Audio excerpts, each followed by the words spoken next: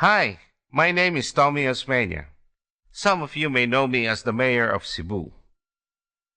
I know sometimes we read about the problems of our society and we feel overwhelmed and we begin to ask ourselves, I'm so small, can I make a difference? So I'd like to share with you a story about development. It's a simple story about an old man and an ugly mountain. The setting was in China. There was this place where the people were so unhappy because this big ugly mountain where they lived in could do very little for them. It hardly had any game to hunt, it hardly had any trees, it hardly had any water, and everyone wished the mountain just wouldn't be there. Until one day, the old man woke up with an idea. He gathered his neighbors and told them, I know how to get rid of this mountain. No one believed him, but still they stayed and listened. And one of them asked, Old man, what do you have in mind? The old man said, You know what I'm going to do? I'm going to pick up a rock, walk to the ocean, and throw that rock to the ocean. A villager said, Well, that sounds very symbolic, but I just don't see how you can get rid of that mountain that way soon. But the old man said, Well, I thought about that too, but I'm going to do this every day for the rest of my life. Now the neighbor said, Big deal, that's a big mountain, and you're old. You won't be able to make a dent on that mountain, even if you picked one stone every single day of your life. And the old man said, Ha! I thought about that too. That will convince my children to do this, and my children's children to do this. And then the neighbor said, Look, let's calculate and see whether it can work out that way. So she pulled out an abacus, and she asked the old man, How old are you?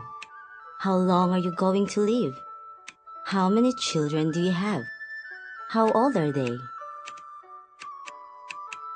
She kept on calculating, and then she told the old man, That mountain is just too big.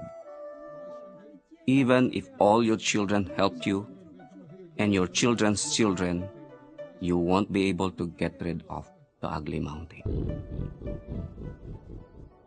Then the old man said, You know, I thought about that too, but I am going to ask you to do the same, and to convince your children and your children's children. Then the neighbors started leaving, and they were frustrated. But wait, said the old man. I can guarantee you one thing. I can promise you one thing. And then the neighbor stopped and asked, Okay, what can you guarantee us? What can you promise us? The old man said, I will guarantee that mountain is not going to get bigger. And I will promise that mountain is definitely going to get smaller. Yes, indeed. Just make the problem smaller, and you will make life better. That's all we can do. It's up to those who's going to take over from our position to continue. You know, I told this story so many times until one day I saw the picture of the Banawe rice terraces. We've all seen that. You know, I found out it took 2,000 years to make the Banawe rice terraces. And it finally hit me in the face, and I said, you know, maybe 2,000 years ago, there was a Filipino that was smarter than the old man in our story. It was what I really think happened. Was that during that time, there was this Filipino who told his neighbors, said, Listen, guys, you don't have to get rid of the ugly mountain. All I want to do is make it prettier and make it work for us. So that every day in my life, I'm just going to pick up a rock, and just let it roll down the side of the hill. So that in my lifetime, I'm just going to build just one terrace. But I have this faith that the terrace that I build is going to benefit my children for years and generations to come. It's up to them if they want to continue. Now, 2,000 years later, we have what is considered one of the great wonders of the world. Miles and miles of terraces. Somehow, along the way, I think we've forgotten the lessons of our own past.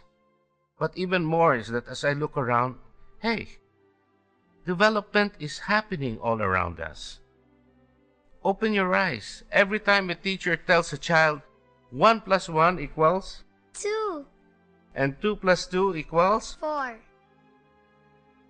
The teacher's actually picking up a rock of ignorance and throwing it into the sea forever. Every time the child will open her book to study, she's picking up a rock too, isn't she?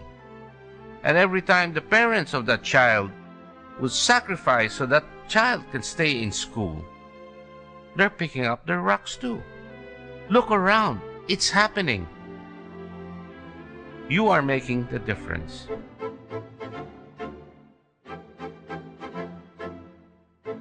And we in the city government of Cebu want to help you pick up your rocks. Have faith in us as we have faith in you.